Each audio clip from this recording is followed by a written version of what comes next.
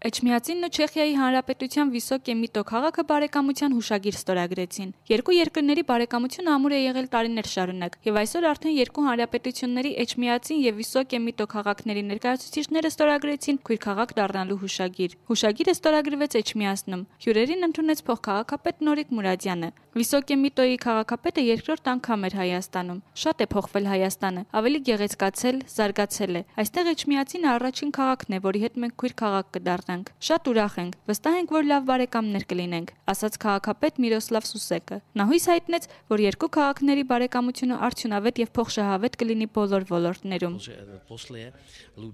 Ես վստահ եմ, որ համագործակցությունը ոչ միայն երկու քաղաքների միջև կլինի, այլև երկու ժողովուրդների։ Մենք համագործակցենք տարբեր ոլորտներում՝ սպորտ, բնապահպանություն, մշակույթ։ Համագործակցությունը կլինի այն բնակավարներում, որը հնարավոր կլինի իրականացնել։